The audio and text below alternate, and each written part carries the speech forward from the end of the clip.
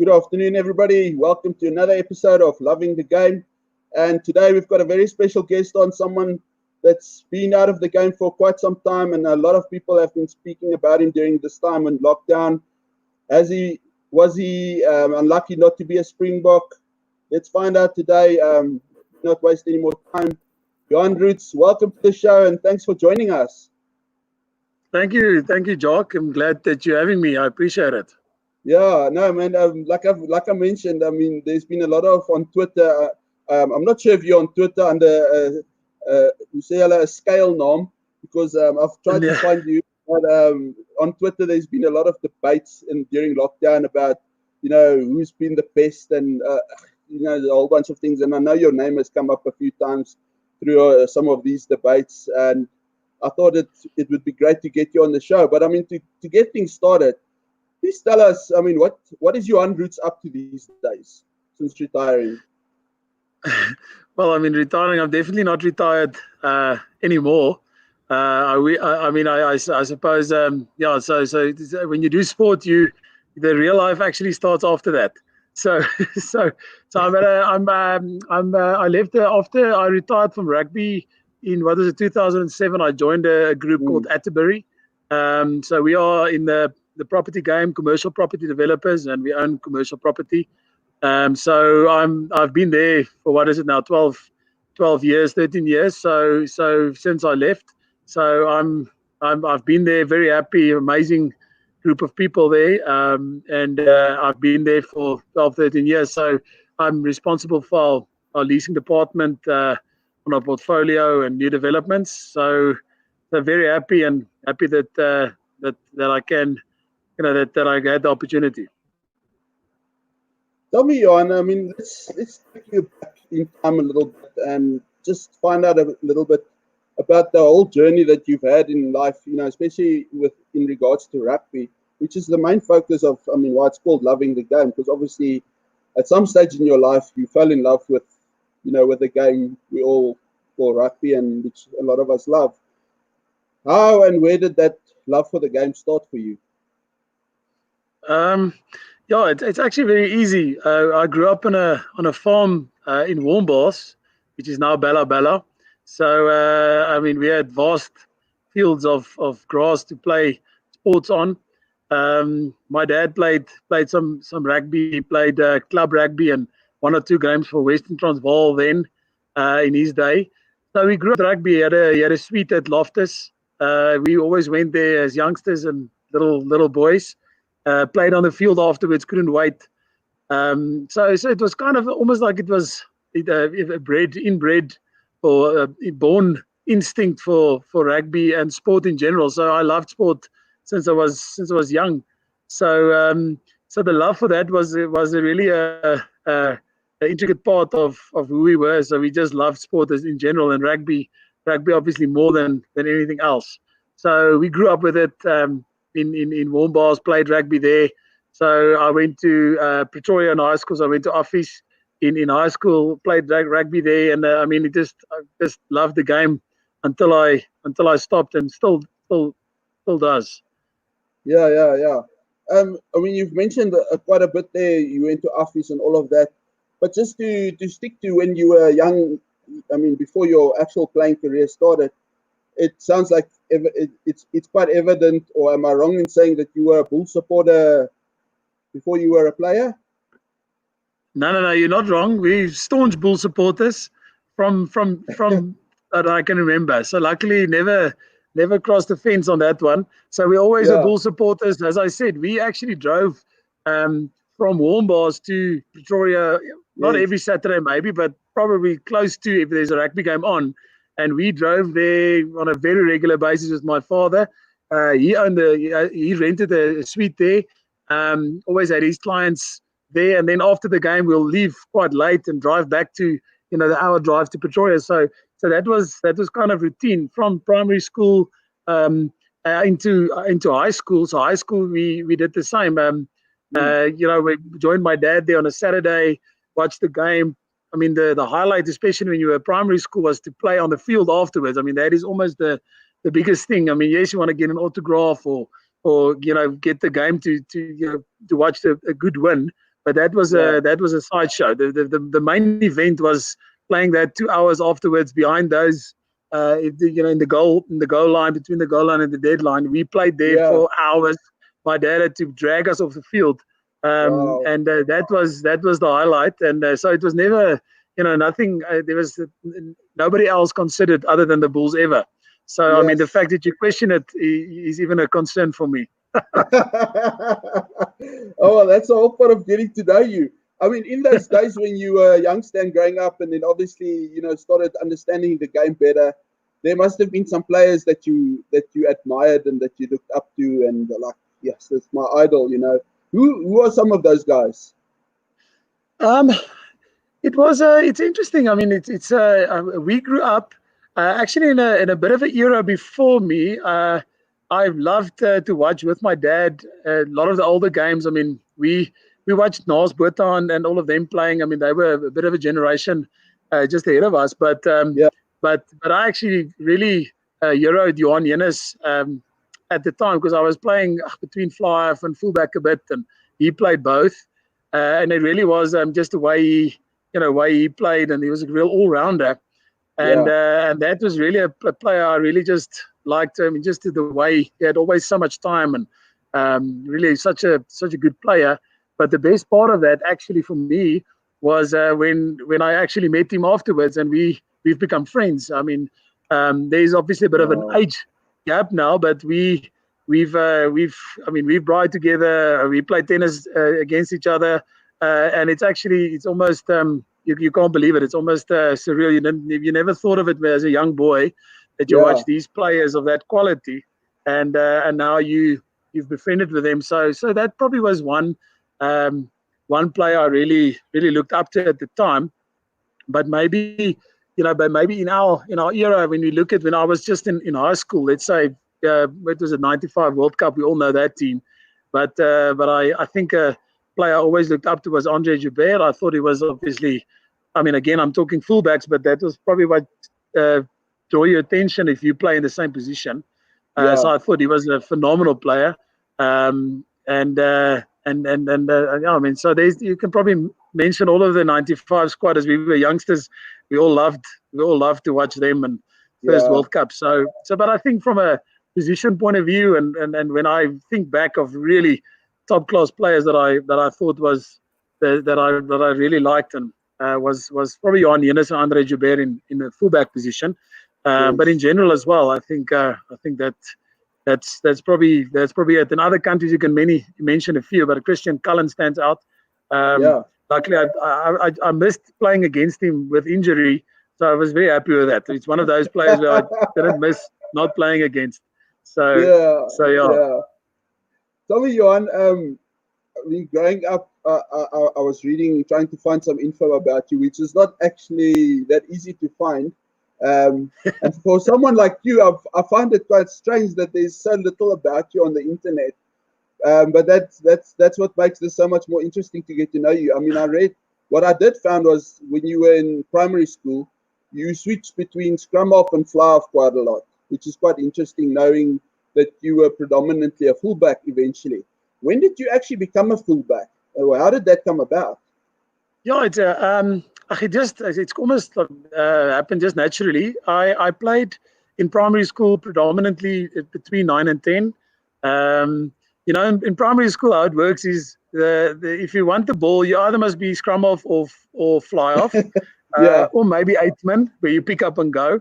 So I liked rugby and I loved it. So I tried to be closer to the ball, and then you obviously don't pass or do anything. You just are the only one that has the ball. So I was switching between 9 and 10. I eventually played 10 fly off most of the primary school, and then I went play for Far North.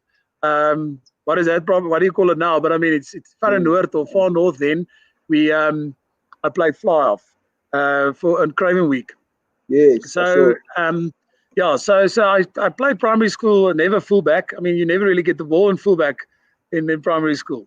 So and then in high school, I actually started off at fly off in standard 6, and then the same in standard 7. I played fly off, and then in standard 8, I got I didn't really make the team at fly off. I mean, Yes. there were too many good ones. Yeah. So I got moved to fullback. I don't know how it happened. I can't really remember, but Yeah. it Yeah. was just one of those things.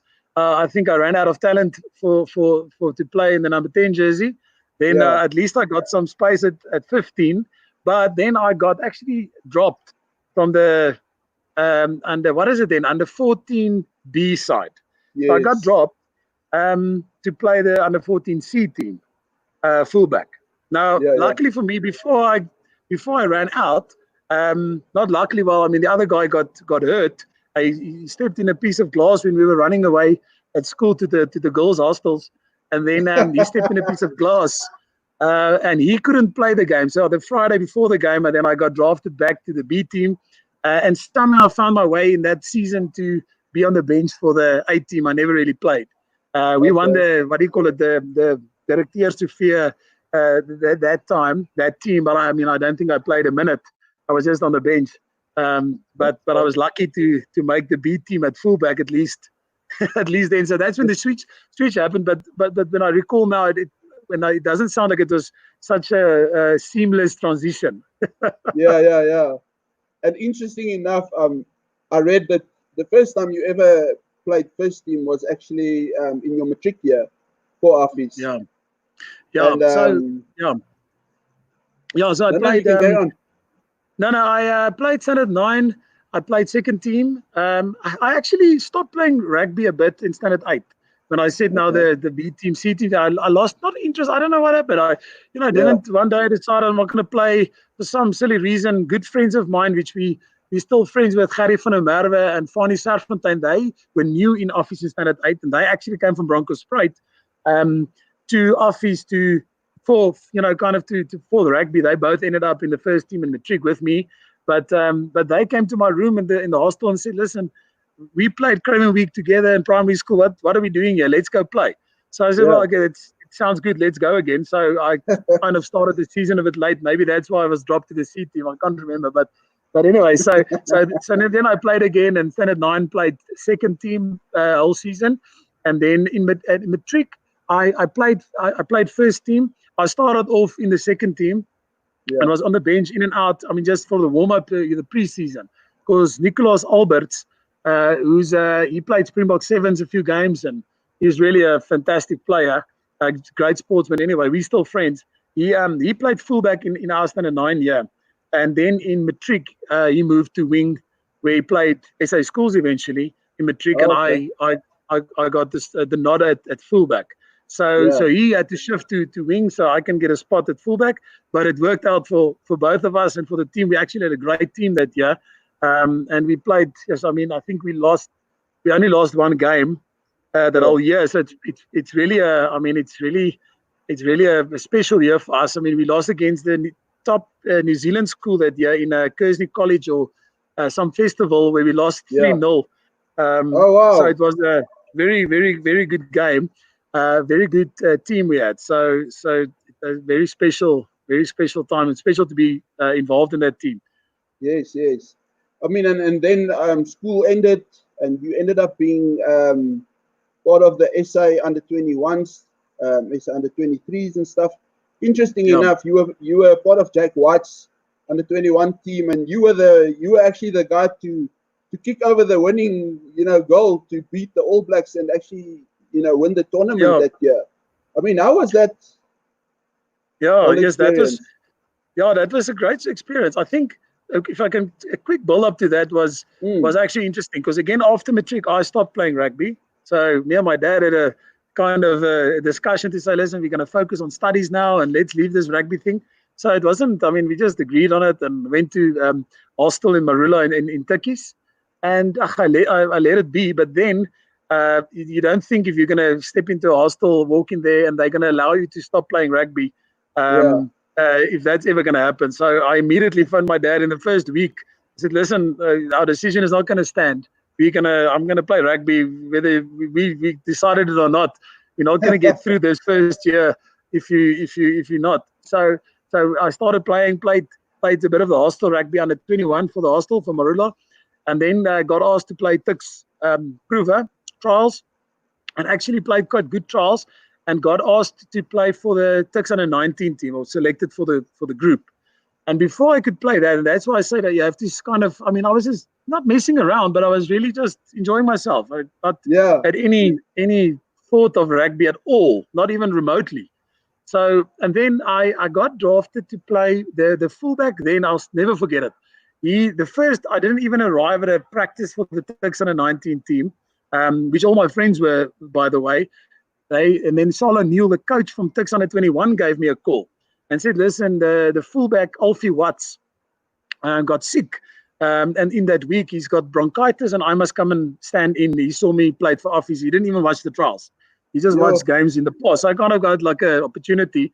But I didn't think much of it because the under-21s play Carlton League, first Carlton Yeah. League. So I thought, yes, I mean, I'm not sure if I'm tough enough yet to go play there. But then again, I got drafted there, played under-21. And I actually will never forget, I still say to this day, that was my best game. I can't even remember who we played it against, but it's probably my best game of my life, is that Tuks under-21 game. Because when I got that opportunity, I played extremely well. And the guy recovered from his sickness, but didn't get his position back because now there's Yeah. new guys in there. And then actually it's actually strange, not easy, but you get an opportunity. If you play for Tuks under-21A, the chances of you being drafted for Northern's under-21 is much better than a guy that's playing for a smaller club. So, Yes. I got invited. I get kind of a by default invite to trials. So then I went to the trials, and then I actually had good trials at Northern under-21.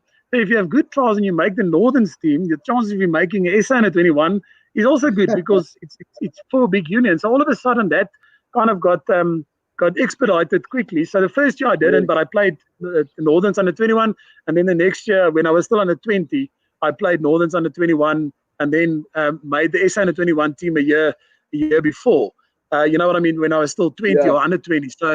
So that was the year we played under Davie Snyman, and we played at Stellenbosch. Um, and and we didn't win, but we did well. But again, Yeah. then Jake coached the next year, to get to your question. Yeah. SA Yeah. under Yeah. 21 the next year. So kind of you have a foot in the door if you played the year before, because I played with John Smith and a few others. I think it was Peter Dixon. I can't remember who carried on in the next year. Just Yeah. two or three of us. Because obviously, if you've played the previous year, the chances of you playing the next year, whether it's on merit or not, it's almost, you've got a much better chance. And I'll never Yes. forget that. So I got selected to play for that team with Jake in SA under-21. But and we obviously, so he obviously did very well. So I mean, Jake is also a great coach, and we did very well. I mean, you'll know a lot of the guys from that team. I mean, most of the guys in that team, played professional rugby after that, and most of them Yeah. became Springboks. There's two or three of them that didn't. I'm included. But it's really a great experience. And then obviously that whole tournament was good. Yeah. I remember still, me and Yaku from the Westhuizen were playing. He was fly, I was fullback, and none of us were, kind of renowned for our kicking. So we arrived here at this World Cup. Everybody's ready to go, but we don't really have a proper kicker. So I kicked a bit Okay. for Tuks and for the Northerns, and then we kind of just like five kicks before on the practice, and we said, okay, now I'm kicking. So then I kicked well, and one game he played, so we're saying, okay, now he's kicking, and he kicked Yeah. well, and so it was almost like a coin toss. But then, eventually I started kicking in this tournament, so I needed to start to practice. Yeah. And then in the semi-final, Yaku kicked. I think he didn't kick so well. I can't remember. He played very well. And then we said, okay, no, I'm taking over. I slotted my penalties, and then in the final against New Zealand, I was obviously now this designated kicker. So Yeah. so the day before, we practiced basically a few weeks. But anyway, I was lucky to say that I didn't miss a kick in the final. I think I had 4 out of 4 or 5 out of 5. Wow. But when I look back at it, I think that was just when you're young, you don't really think much. So Yeah. Yeah. you just See, slot them. So I'm very happy with that stat. that's actually So I'm very, actually very a very cool. recognized kicker Yeah. Well, that's very interesting. I in mean, my a mind. great story. Yeah. No, of course. Yeah. Listen, I mean, and then obviously you mentioned you played under age groups for the Bulls and stuff, and then you got your big break. and you made your debut for the Bulls. I mean, how was that experience making your debut? I mean, just take us through that week, or when you finally found out. Yeah, so maybe the breakthrough came. Okay, so 99 we played with Jake under 21. I had a senior contract that year only at the Bulls, and then but I didn't play. So 2000 I made my debut when we came back. So that was under Eugene van Wyk, Chris Buitendal still. I think it actually was in the under 21 year. I can't remember exactly, but I played still with Ruben Creer and Joost and Jacques Olivier and real heroes that I was sitting when I was young and watching on the stadium. So it was, it was really, really amazing to play with the real legends. I mean, Krona Otto, we played still with those guys. I felt like a boy. So I made a debut there. We didn't have a good season then, but I mean, I got a great opportunity. One of the few youngsters that got the opportunity, and I think I played well in that year or two. And then Eugene van Wyk and Chris Buitendal left, and Heineke Meyer came to the Bulls, and I basically had 2 or 3 or 4 maybe Bulls caps before he arrived. And luckily I was part of his plans as well. And then how the Bulls started. The Bulls started off dismally. Again, also under Heineke. So that was very difficult times. I mean, I think there wasn't a game where the Bulls didn't lose by 60 or 70 in a Super Rugby. Luckily, I was injured for most of them. But it was it was a tough one. It makes me think of a story when Ruben Creer was still playing. We were trailing the Crusaders at Loftus. Halftime, I think it was just 10 minutes after halftime. The score was about 63 or something like that. So there's 30 minutes. Yeah, so there's 30 minutes left to play, and Ruben Creer calls everybody together, and everybody, yes, they psyched up and listen. Let's just get back in this game. There's still 11 games left or whatever. So Ruben Creer says, "Manne, listen. Now it's everybody for themselves." So he walks out, says, "Now it's everybody for themselves." So he walks out. I mean, that was his motivational speech. So Elkerman for himself. So that was an eye opener. But I mean, I realized afterwards there's not much you can say when you trail by 50 or 60 points. I mean, you on your own now. so that was tough. Yeah.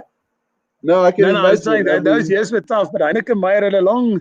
I mean, he's a absolute magician, and I mean, really did well with where he started getting older players that were played long in the older era, got new players in different ways of coaching and thinking, and he was always 2-3 years ahead of the game. It took a bit of time for those systems to take place. He was the first guy to really put structures in place where from the under 17 still the senior team play the same game plan, so that when somebody slots into a system that they just know what's happening.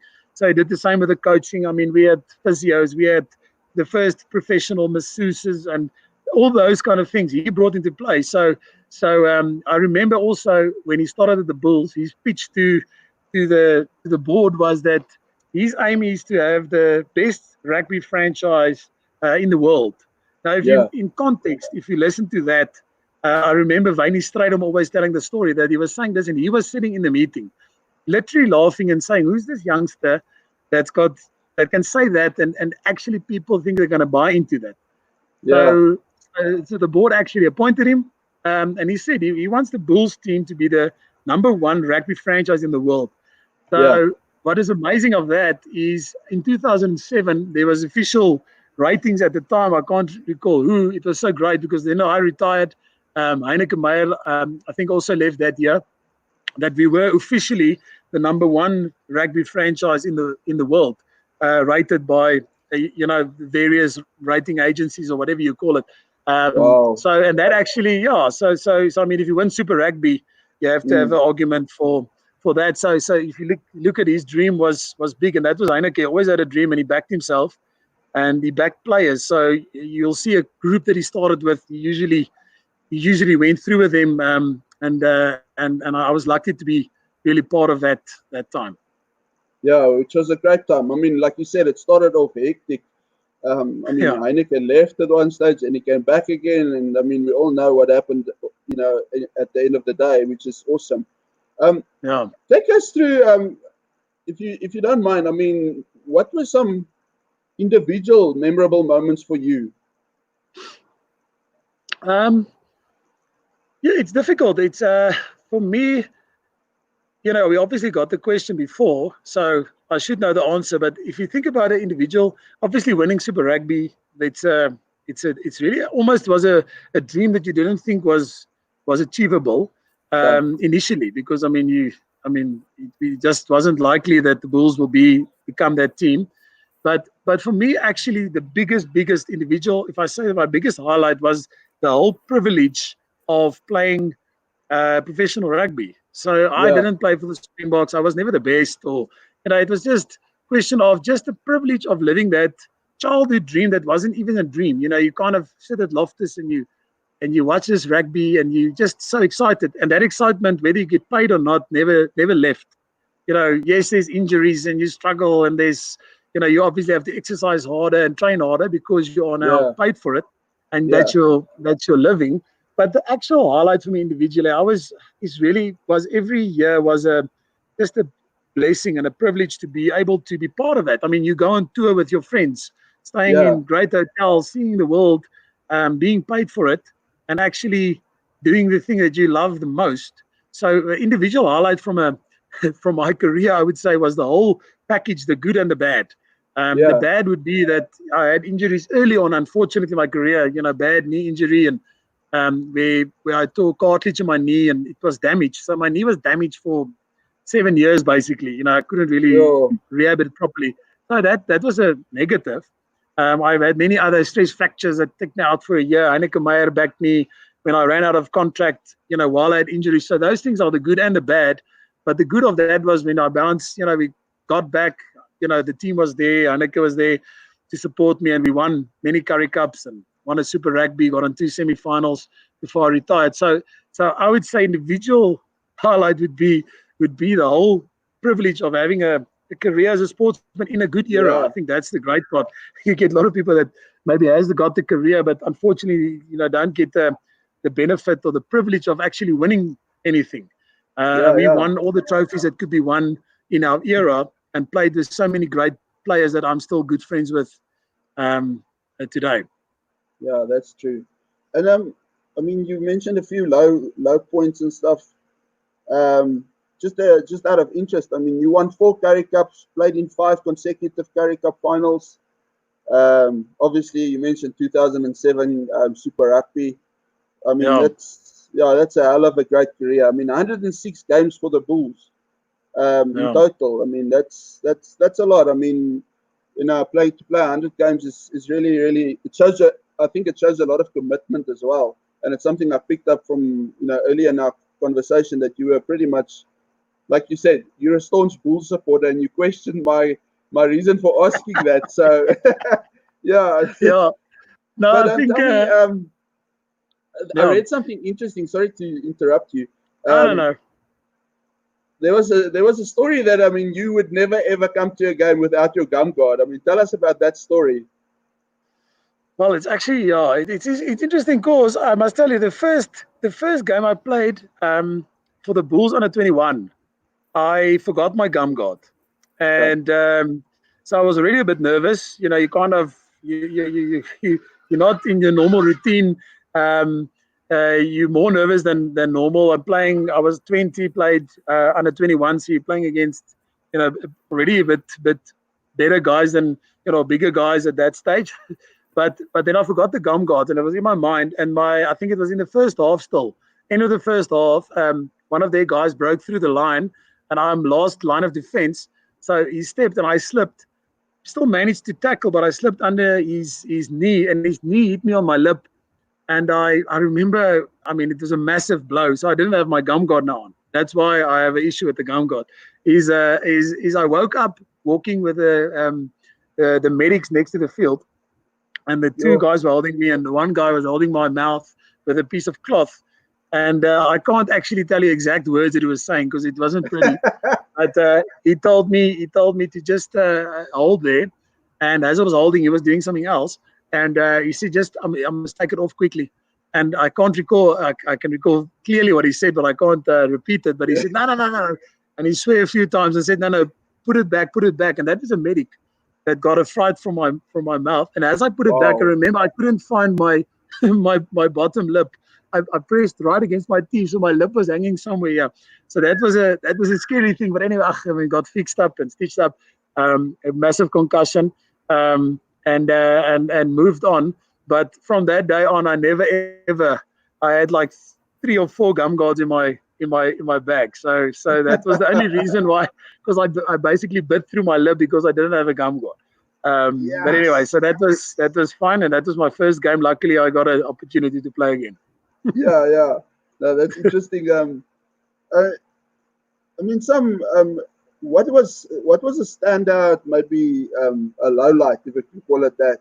I mean, you said Okay, so you've injured your knee and stuff. But now, there's a clear standout, which I haven't mentioned the clear standout yet, so I'm going to do it now. Injuries was a standout from a regular basis, because I got many injuries and just part of the game. But a real low light, which unfortunately comes up too often in my regular life, and that was when you were mentioning the Currie Cups. We played in 4 Currie Cups, and in the 5th one, where we're going to do this thing now. And really dominate the game. We didn't lose a single game run up to the Currie Cup final in 2005. So we played really good. I mean, I felt good physically. It was just everything was good early in the year. We lost to the Waratahs in the semi-final in Sydney.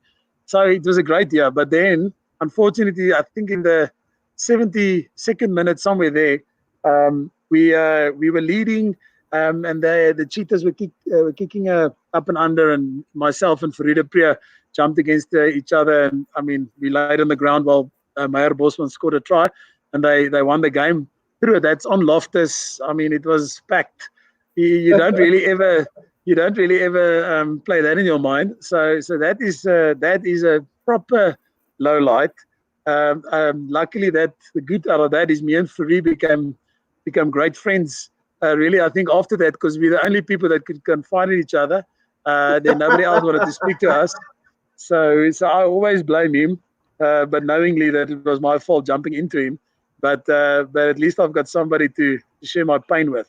But it comes up at hunting trips. It comes up regularly at work. It just, unfortunately, if something happens, there is always the one comment of 2005, and then it's all fun and laughter except for me. So yeah, that was a proper low light. You can imagine if you've got a packed Loftus and people, you make a mistake like that, it's not so nice. Yeah, well, you know what? I can actually tell you something. I mean, I was sitting literally in line with that incident, and on the eastern stand, I was sitting right in the front row, exactly in line with where this thing happened. And I tell you what, I couldn't believe my eyes. I think I was just as stunned as everyone else, probably as you guys.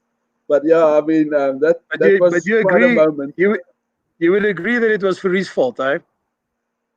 You know what? I won't comment at all. I mean, I'll have to go watch it again, because I think if you think about it today, you never know what actually happened there. It's like, what happened? No, I can quickly tell you what happened.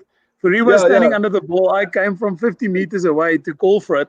So, I mean, I'm sure he could have dealt with it properly. So I didn't even see him standing there. But anyway, Heineke Meyer also after the game says, listen, what happened? But he said it in such a nice way. I mean, I think I burst out crying, me and Fourie. I can't remember, but it was all a cloud of, you just want to get out of there. But anyway, so that was one of those things, I suppose. It forms your character, whatever you call it. But it wasn't nice at the time. But you confirmed it. I mean, is that how you and Fourie became, closer friends? We obviously, we played. Yeah, we are very good friends. It comes up a lot in some discussions. We will never bring it up if you were wondering. But yeah, we became good friends after that. We were already friends before. I was actually in matric when he was in standard 6 at office. So I'm by far his senior. So he can't treat me bad. He must treat me with respect. So no, but we got actually close after that. I mean, as I said, we really had only each other to debate this whole debacle with, and that was one of those things. I mean, we really had such a great season that we just stuffed it up a little bit there at the end, but that's part of sport. Yeah, it is. I mean, just touching on very quickly something I only just thought of now is how do you get over something like that? I mean, it was You the don't. final game of the season. You can't do much. I mean, it's over and done with. But I mean, mentally, did it bug you, or did you just like, oh well, it's over. Let's just move on with life? No, I would always know it does bug you, and it. I would still remember clearly on a serious note. The first game we played against the Cheetahs that game, and then our first game. Obviously, then it's off season, and the next game you play is the first game Super Rugby the next year. So unfortunately, you have to sit with that event for the whole off season. I mean, you can't get away from it. There's another game that you can play to get through it. You have to wait for 3 or 4 months to get to the next game, and the next game was against the Cheetahs at Bloemfontein in Super Rugby. And I'm telling you, that sits in your mind for a very long time. I mean, until that, I remember still clearly, I was so nervous for that first up and under that was kicked in that first game, and they gave it in the first 20 seconds, I think. To deal with it mentally was like, it's actually amazing how your brain works. But I don't think I've ever been so nervous about anything. When I was waiting for that first kick, and how you deal with that determines I don't know how you mentally will deal with everything. So at least I dealt with it well. But again, settled nerves. But even after that, I mean, you would think about it more than you should. But I mean, luckily, I mean, it carried on, and I recovered from it. I think we won a Super Rugby, and we won semi-finals after that, and I still had a good finish to my career. But unfortunately, that sticks with you purely from a confidence point of view. Doubt makes you doubt a little bit in yourself, and that's always a dangerous thing in sport.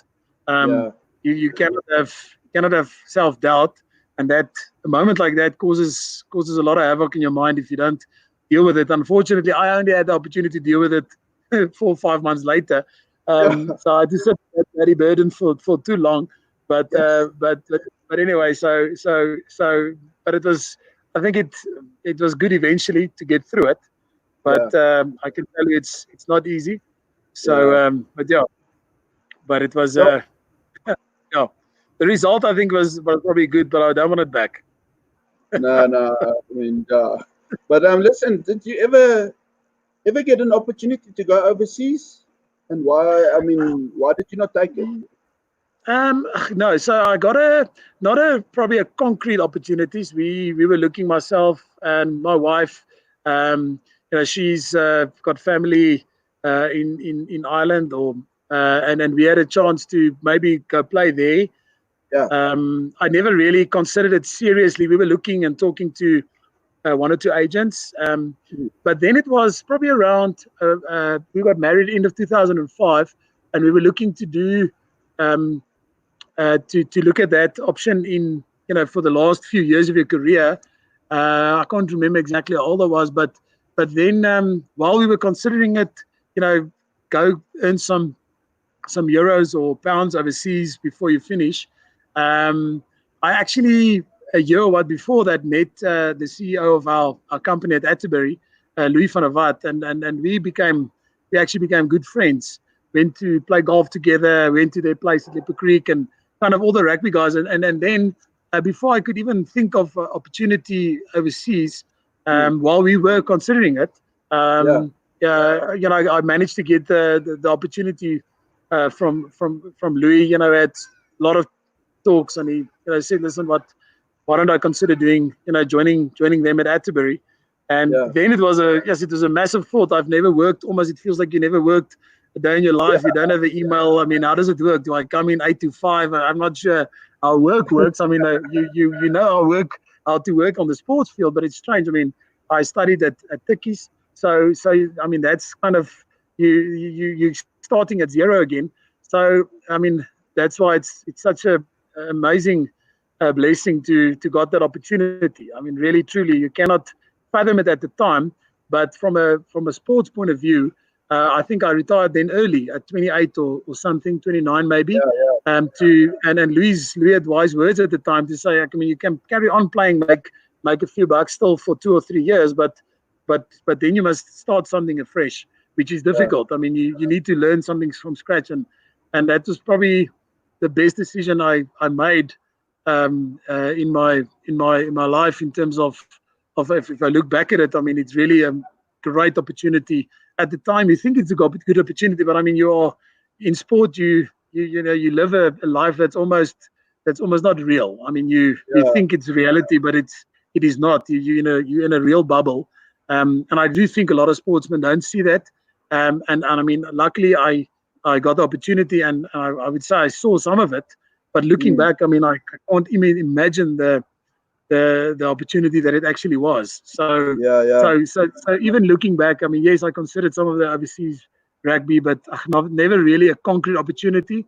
And while I was talking about it, I got the opportunity from Louis at Atterbury, and I'm very, very grateful for that. So that worked out. That worked out great, yeah. And then, I mean, to sort of end things off, I mean, the big question that I think a lot of people ask, and I mean, I mentioned it earlier on, is how did you feel? I mean, do you think you were deprived not becoming a Springbok? I mean, a lot of people, and I mean, I for one, at that stage of the game, I thought you deserved the chance at least, to see if you've got it or not. Because at the end of the day, there is a big step up. But I mean, there were a few seasons that you were definitely, one of, if not the best fullback in our country. And I mean, as I said, I mean, it's still being debated nowadays even, should Johan Roets have been a Springbok or not? How do you honestly feel about it? Thank you. Anyway, I mean, I appreciate that. It's a real compliment. I really, it didn't bother me at all at the time, because I honestly felt that it's just such a privilege to even be mentioned, to even be debated about having the opportunity to maybe play for the Springboks. And I mean, people writing about it or mentioning it once or twice. So I really was just privileged. I said to you earlier, and it maybe ties in with the comment I made on a highlight. Individual highlight would be my whole rugby career as a whole. I mean, what a privilege. I never became a Springbok or anything, but that didn't really take anything away from the experience we had, and the success we had. So to answer your question, I wasn't even disappointed not being a Springbok, because the fact that I was mentioned to maybe be good enough to be one was already good enough. Obviously, it would be great to have become one. But if you look at what actually panned out eventually, I mean, the time I thought played well was when Percy was playing. I think he played more than 100 tests, and I think he played so well in that time. Maybe he played up and down, and people would say, "Oh, but there's maybe somebody better." But if you look at the World Cup, I don't think he missed a kick. I think he was the perfect player for the time. And so I mean, it doesn't even bother me, because you look at the result, and Percy was without a doubt the right decision. I mean, he played well. He's the experience in a World Cup. He was the kicker. So I mean, it wasn't even a debate for me. But again, as I mentioned, the fact that I was mentioned, and that was just a real privilege for me and a compliment. So I was happy with that. Obviously, I would have loved to put the jersey on, but it doesn't detract from my experience. So I'm not disappointed. I'm very happy. That's awesome. Johan, I mean, thank you. I mean, that's really been great. I mean, there's some nice stories. I mean, have you got any other? You told us a story with Ruben Krier. Any other stories? Maybe what happened? Something from after the 2007 Super Rugby final? Anything there that you can share with us? Yes, okay. Not really. After that, I don't think we slept much. That's what I can say. No, I've got some. Yes, we've got a few stories. You know, on tour things happen, and when you go to Australia and New Zealand, the guys, our English aren't, as you can hear, it's not always the best. So our Pretoria guys, but then you get the Cronje brothers, Hugh and Jock, which I played a lot with, and their English, is really, it's a problem. You have to basically translate the English to the English people. Wow. And we were at a hotel in Australia one day, and Jock and Hugh had an issue with some. I think there's still a fax at the time. So yes, they couldn't sort something out about the fax, and the guys were were having the problem with them, and then they went down to the reception to address this matter now. And then the Jock arrived there too, and he says, "Listen, where's the driver of this hotel?" So I mean, the guys didn't understand what's happening. So that was probably one. I also remember where Hugh was involved again at the Bulls.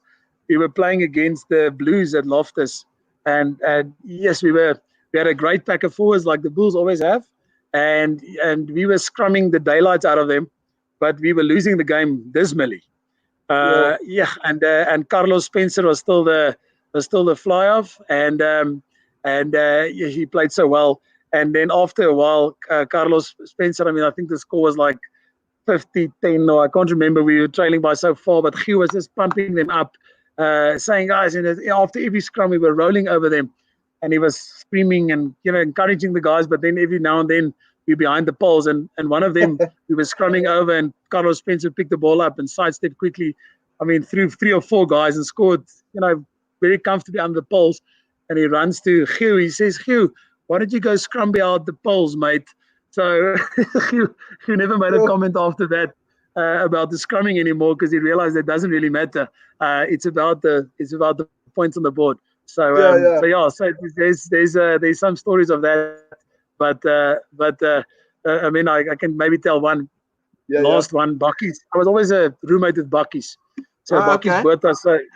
So obviously I was in Springbok. So on the Super Rugby tours, me and him were touring together.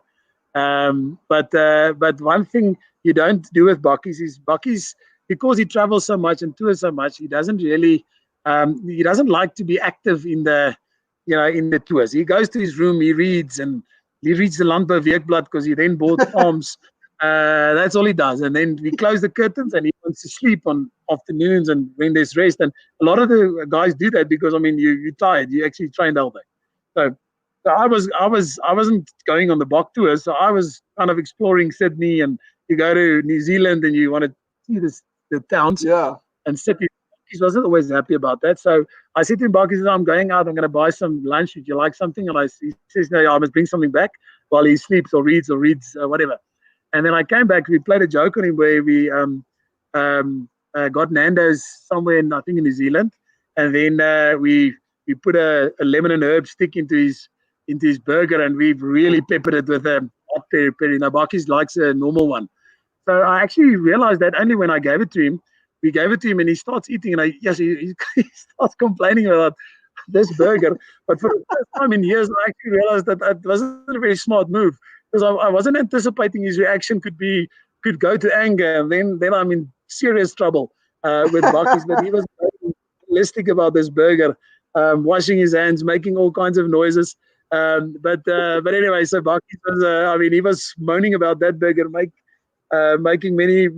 I couldn't actually tell him that it was a wrong burger, because I was scared to tell him.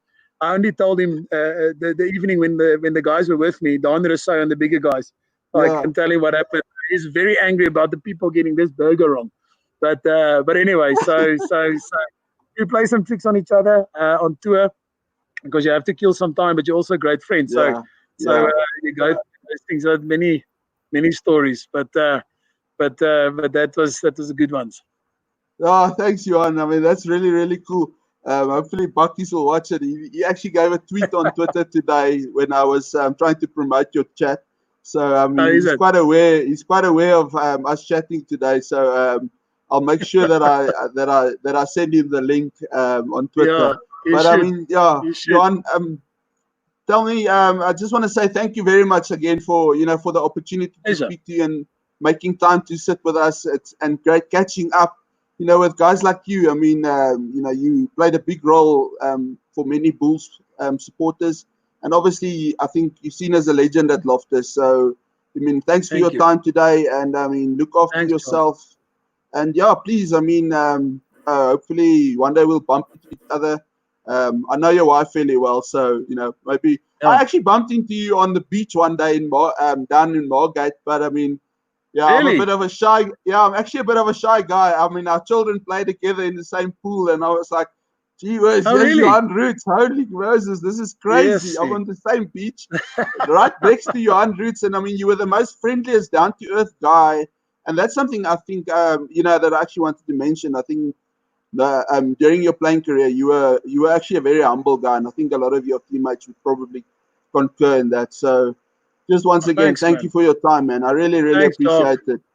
Thanks And for having me, and all the best. Hopefully soon we can get out of this lockdown, then we can be social again and at least yeah, talk to that would each be other face to awesome. face. That will be awesome, man. Yeah, thank you. Yeah. And once again, send my regards and please stay safe. Thanks, Jock. I appreciate it. Say you too. Thank you.